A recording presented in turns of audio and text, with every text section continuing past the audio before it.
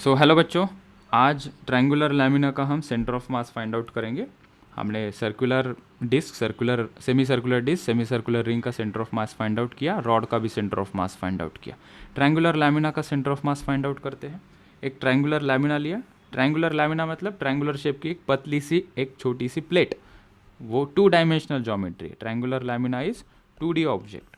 ठीक है, हमने ज्योमेट्री में क्या क्या बताया, हमें इसका centre of mass find out करना है। तो हमने कहा कि ये जो सिमेट्रिक ऑब्जेक्ट है, जनरली हम सिमेट्रिक ऑब्जेक्ट की बात करेंगे, तो सिमेट्रिक ऑब्जेक्ट का centre of mass axis of symmetry पे लाई करता है, तो इसका सेंटर ऑफ मास इस वाई एक्सिस के ऊपर लाई करेगा। If you consider this as our reference axis, तो centre of mass Y axis के अलॉन्ग लाई करेगा। एक सेंटर ऑफ मास इसका क्या होगा, हमने कहा वो जीरो हो जाएगा, ना इधर लाई करेगा ना इधर, एग्जैक्टली सेंटर पे लाई करेगा। तो इसका एक centre of mass zero. Y centre of mass निकालने के लिए हमने एक छोटी सी एलिमेंटल प्लेट यहाँ पे कंसिडर की, जिसका मास है dm, जिसकी थिकनेस है dy। ठीक है, और ये जो डिस्टेंस है, half distance of total triangle is r।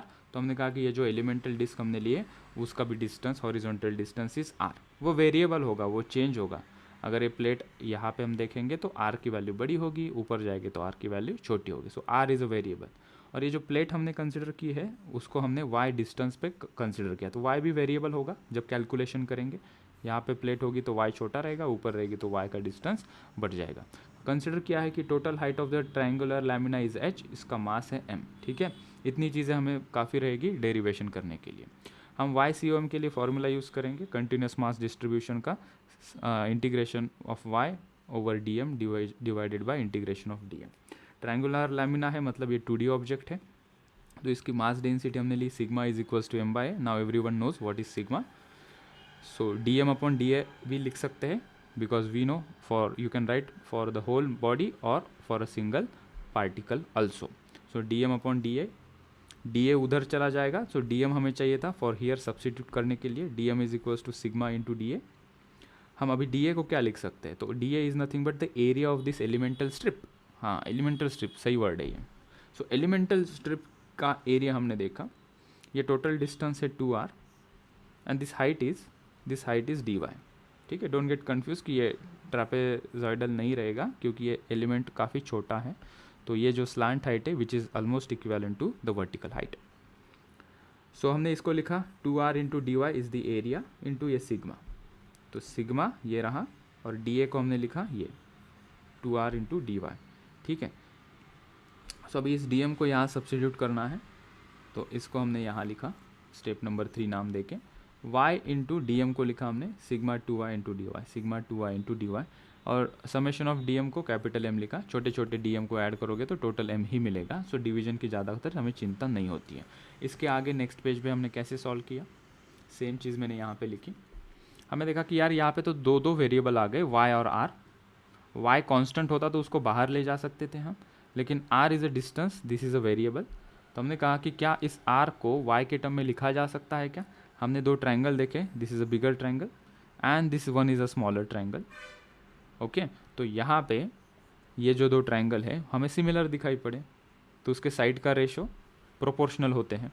ठीक है, हमने कहा कि अगर r अपॉन कैपिटल R लिखेंगे, so small r upon capital R will be equal to this height of smaller triangle upon height of bigger triangle. Height of smaller triangle ये क्या होगी, ये कैपिटल H में से y को हम हटा देंगे तो ये हाइट बचेगी h माइनस वाई। ठीक है, don't worry about sir d y तो बीच में वो कट हो जाएगा, नहीं, this is very small that we can neglect. So h minus y is the height of the smaller triangle upon height of the bigger triangle that is h which is written here. So हमें r मिल गया, r will be equals to ये capital R यहाँ चला जाएगा, so r into H minus Y upon H यहाँ पे substitute कर देंगे हम। वो हमने यहाँ सब्सिट्यूट कर दिया इस r को।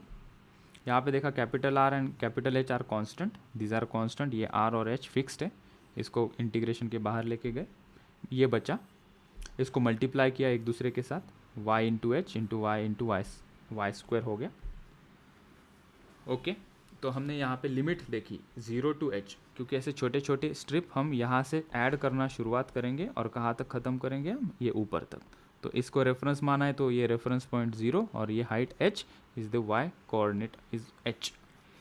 ओके, तो हमने देखा y इंटू एच का इंटीग्रेशन क्या होगा, h is the constant, constant जब मल्टीप्लिकेशन में आता है तो उसको एज इट इज़ रखते हैं, y का इंटीग्रेशन हो जाएगा Y square by two, Y square का इंटीग्रेशन हो जाएगा Y cube by three, upper limit h lower limit 0। हमने इसको सॉल्व किया, h अपर लिमिट यहाँ पे पुट कर दिया, लोअर लिमिट यहाँ पे 0 पुट करने की ज़रूरत नहीं क्योंकि आंसर 0 ही आएगा। तो ये h क्यूब बाई टू हो गया, h क्यूब बाई थ्री हो गया। अभी हमने कहा कि सिग्मा को सब्सटीट्यूट कर देते हैं, सिग्मा को we can write m by A. What is a? a is the area of this triangular lamina which is equals to half into base into height. Substitute कर दिया, काट चाट करके हमें आंसर मिला y is equals to h by three from the base. Center of mass of triangular lamina from the base is h by 3 and from the top it is 2h by 3. Distance of center of mass from the top is 2h by 3. Okay. Next हम देखते हैं location of centre of mass of uniform solid hemisphere. यहाँ पे दिखाई पड़ रहा है hemisphere, watermelon, watermelon ऐसे ही होता है ना, पूरा वाटरमेलन हाफ में कट कर दो, अंदर भी क्या होता है उसके मटेरियल होता है, मतलब रेड कलर का सब्सटेंस होता है ना, so that is solid. Solid hemisphere कैसी ज्योमेट्री होगी, 3 डायमेंशनल ज्योमेट्री होगी। यहाँ पे गिवन इसका मास है m, तो ये भी सिमेट्रिक ऑब्जेक्ट है, इसकी एक्सिस ऑफ सिमेट्री कौन सी है, मतलब कहाँ से कट करने में 2 इक्वल पार्ट्स बनेंगे, y डायरेक्शन में कट करने से, मतलब इसका centre of mass y direction के एक्सिस ऑफ सिमेट्री में आएगा, तो इसका x क्या होगा, x होगा 0। हमें सिर्फ y निकालना है, y dm integration of y dm upon sum integration of dm, ठीक है। तो इसके लिए हमने एक एलिमेंटल स्ट्रिप यहाँ पे कंसिडर की, वो स्ट्रिप का शेप होगा disc, that is basically a disc. छोटे छोटे स्लाइसेस करेंगे ना हम, वाटरमेलन के स्लाइसेस करते तो छोटे छोटे पतले पतले डिस्क बन जाते, तो हमने कहा कि एक छोटी डिस्क यहाँ पे कंसिडर करो at a distance of y from the axis. इस हेमिस्फीयर की रेडियस है r और ये जो छोटी एलिमेंटल रिंग या डिस्क है उसकी रेडियस है स्मॉल r, उसका मास है dm, टोटल का मास है m। इसकी थिकनेस भी बता दी हमने, वो है dy, ठीक है। ये क्या है, ये भी r होगा ना, रेडियस कहीं से भी मेजर करो r ही रहेगी ना, राइट। तो हमने कहा कि y dm अपॉन dm करेंगे, तो हम एक टर्म dm को सब्सटीट्यूट करने के लिए हेल्प करेगी मास पर unit volume, that is rho, that is mass by volume, या dm अपॉन dv लिख सकते हैं। तो हमने रो और dm अपॉन dv को इक्वल करा, सो यहाँ पे dv यहाँ पे चला गया, रो इंटू dv, ठीक है। सो dv को क्या सब्सटीट्यूट करेंगे, इसका वॉल्यूम क्या आएगा, हमने कहा कि वो आएगा इसका surface area into thickness. Surface area क्या होता है सर्कल का, pi r square into thickness is dy। तो ये यहाँ पे हम सब्सटीट्यूट कर देंगे, ये चीज़ मैंने यहाँ पे लिखा उसे, rho into pi r square dy। यहाँ पे जो कांस्टेंट टर्म थी वो बाहर आ गई, ये बाहर आ गई कांस्टेंट टर्म्स, अंदर क्या बचेगा y into R square into dy। दिक्कत क्या थी, यहाँ पे 2 वेरिएबल्स आ गए y और आर स्क्वायर।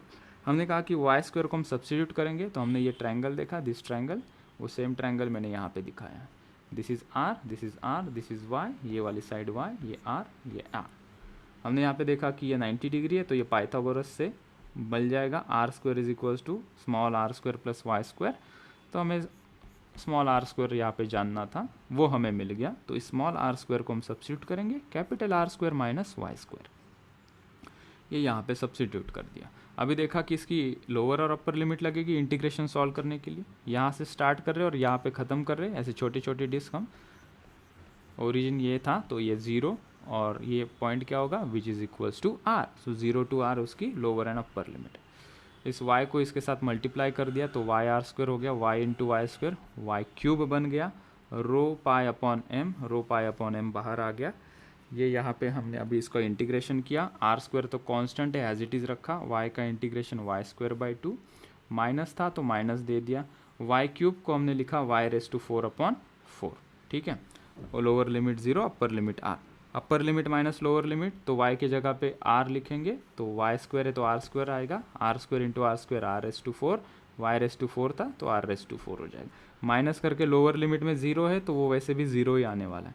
हमने कहा कि इस रो को अभी सब्सटीट्यूट करते, तो रो को हमने लिखा m by V, V is the volume of this hemisphere, full sphere का वॉल्यूम होता है 4/3 पाई आर क्यूब, उसका हाफ कर दो तो हेमिस्फीयर का वॉल्यूम मिल जाएगा 2/3 पाई आर क्यूब। तो हमने यहाँ पे सब्सटीट्यूट कर दिया 2/3 पाई आर क्यूब, ठीक है। 3 ऊपर चला जाएगा तो ये इस तरीके से दिखेगा 3m upon 2 pi are cube. Rho की वैल्यू हमने पुट कर दी 3m upon 2 pi are cube. यहाँ पे पाई से पाई कट हो गया, आर क्यूब और r रेस टू 4 का एक r बच गया, इसमें से हमने r को कॉमन ले लिया था, तो अंदर बचा 1/2 minus 1/4। 1/2 minus 1/4 is 1/4, so 3r/2 बाहर की टर्म, अंदर 1/4। तो फाइनली हमें आंसर मिल गया y centre of mass of hemisphere is 3/8।